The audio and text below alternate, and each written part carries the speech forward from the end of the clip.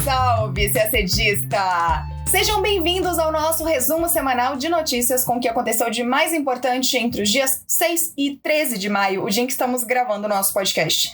Explicamos mais um desdobramento do conflito na Ucrânia que deu o que falar. A Finlândia afirmou que vai pedir para entrar na OTAN e, ao que tudo indica, a Suécia também, em um posicionamento que rompe a neutralidade histórica dos dois países. Ainda sobre Ucrânia, já passa de 6 milhões o número de pessoas que fugiram do país em menos de 3 meses de conflito. O Conselho de Direitos Humanos da ONU anunciou o início de uma investigação sobre possíveis crimes de guerra cometidos por tropas russas em território ucraniano. E num pequeno país da Ásia, o Sri Lanka, manifestantes vão às ruas e provocam a renúncia do primeiro-ministro. A semana também marcou a abertura da COP15, da Convenção das Nações Unidas para o Combate à Desertificação. E o Brasil firmou com o Japão um projeto de cooperação para o desenvolvimento de agricultura digital. Tudo isso em detalhes você acompanha agora no nosso podcast. Na quinta-feira, dia 12, o governo da Finlândia anunciou que vai pedir sem demora a entrada do país na OTAN. Essa é uma decisão histórica, já que os finlandeses mantinham neutralidade militar desde o fim da Segunda Guerra Mundial, justamente porque ficou combinado com a então União Soviética que o país não iria se posicionar para não favorecer mais um conflito de escala mundial como foi a Segunda Guerra. Eles deverão ser seguidos pela Suécia. O parlamento em Estocolmo deverá dar seu parecer sobre o tema nesta sexta, dia 13, dia em que estamos gravando o podcast. Se aprovado esse parecer, o possível pedido de adesão da Suécia à OTAN vai marcar o fim de mais de 200 anos de neutralidade em relação à Rússia. O secretário-geral da OTAN, o norueguês Jens Stoltenberg, afirmou que o processo será rápido e suave. Os novos pedidos de adesão devem ser oficializados na cúpula da entidade no fim de junho. Bom, o que aconteceu para esses dois países mudarem de ideia? A guerra na Ucrânia, claro, que tem como uma de suas causas fundamentais a recusa de Kiev em retirar seu pedido de adesão à OTAN. Diante da reação militar da Rússia, agora Finlândia e Suécia temem uma agressão e buscam a proteção dos Estados Unidos, que lideram a aliança militar. E também é claro que a Rússia não gostou da notícia. Se a Finlândia de fato aderir à OTAN, e eu tô falando só da Finlândia, nem tô contando a Suécia, a fronteira da Rússia com os países da OTAN vai dobrar de tamanho, na verdade vai mais que dobrar de tamanho. A Finlândia tem 1.300 quilômetros de fronteira com a Rússia. De acordo com o Ministério das Relações Exteriores de Moscou, a adesão da Finlândia e da Suécia à aliança traria consequências para esses países e para a segurança europeia.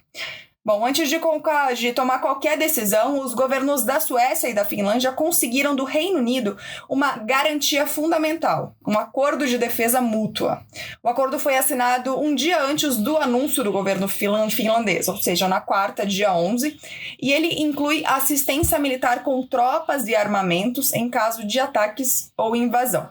O premier britânico Boris Johnson afirmou que, em caso de um desastre ou um ataque à Suécia e à Finlândia, então o Reino Unido apoiará os países com o que quer que precisem, ou seja, militarmente.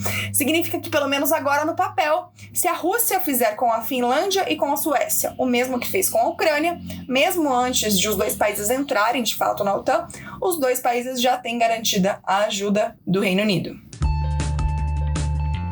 Por falar no conflito na Ucrânia, na quinta, dia 12, o Conselho de Direitos Humanos da ONU aprovou o início de uma investigação sobre os possíveis crimes de guerra atribuídos às tropas russas desde que elas invadiram a Ucrânia, em 24 de fevereiro.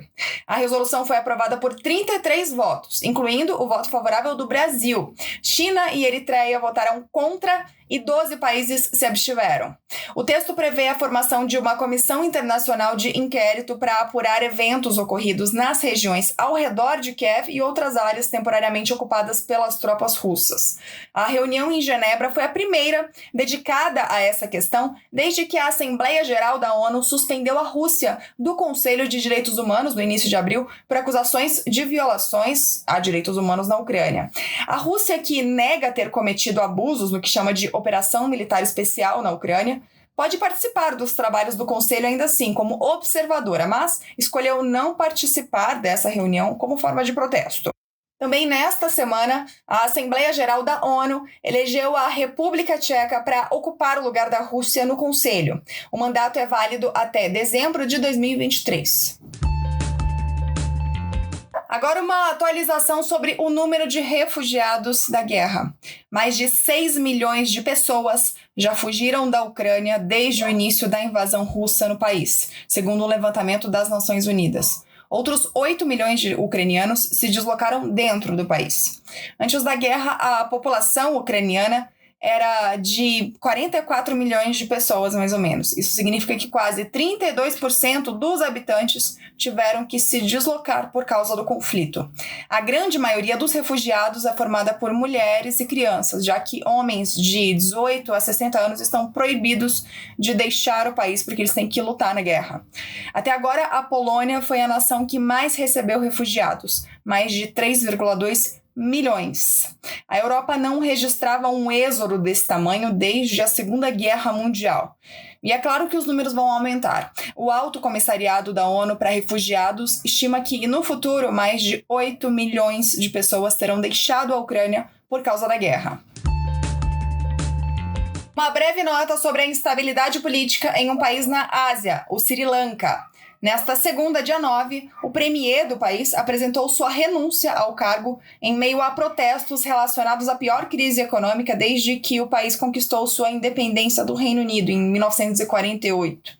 O então premier Mahinda Rajapaksa enviou sua carta de renúncia ao presidente, que é seu irmão mais novo, pouco tempo depois de um toque de recolher ter sido determinado por autoridades de segurança na tentativa de conter novos protestos de rua.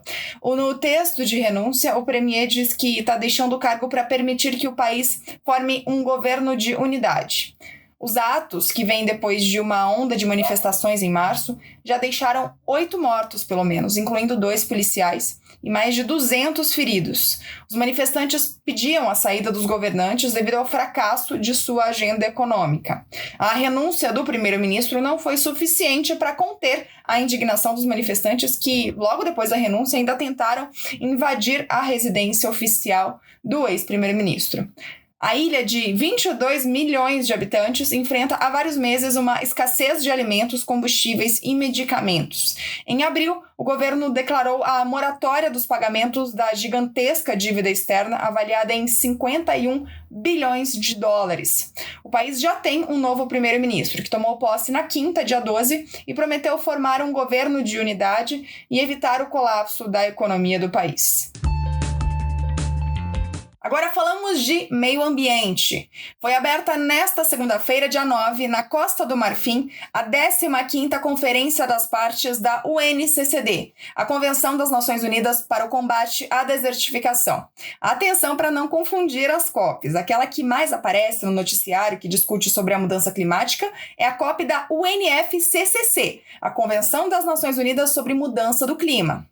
Pois bem, vamos a essa COP, a COP 15 da UNCCD. O encontro, que deve durar 10 dias, acontece num momento em que, segundo a ONU, 41% das terras no mundo estão degradadas. O objetivo da COP15 é encontrar soluções para combater o avanço de áreas desérticas, o desmatamento, o esgotamento das terras aráveis e a poluição dos solos. No Brasil, por exemplo, o processo de desertificação afeta principalmente a Caatinga, no Nordeste. Um levantamento realizado no ano passado pela Organização Observatório do Clima demonstrou que a desertificação na Caatinga acarretou a perda de 40% da superfície de água nos últimos 35 anos. As queimadas e a aceleração das mudanças climáticas explicam esse esgotamento de terra.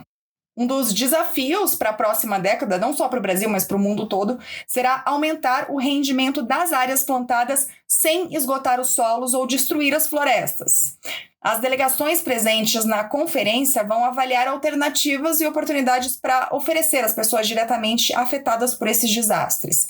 Cerca de 20 soluções serão debatidas na COP15. A ideia é que até o dia 20 de maio, negociadores de 196 países, que são os países membros da UNCCD, cheguem a um acordo sobre objetivos comuns para combater a degradação do solo nos próximos 10 anos.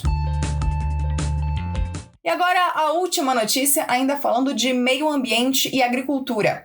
Brasil e Japão firmaram um projeto de cooperação para o desenvolvimento da agricultura digital em território brasileiro.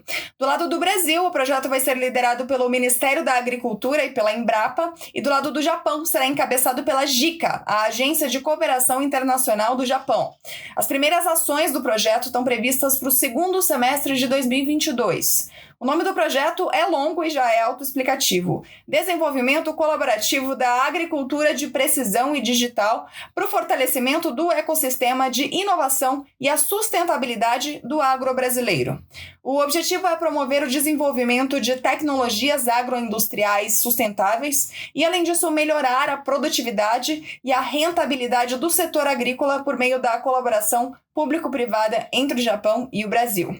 E como vai funcionar? Deve ser criada uma plataforma de dados digitais da agropecuária brasileira, e essa plataforma vai servir para disseminar tecnologias e informações.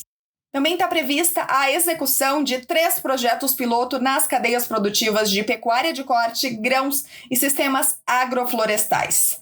E a gente termina o nosso podcast por aqui. Uma ótima semana, bons estudos e até sexta-feira que vem.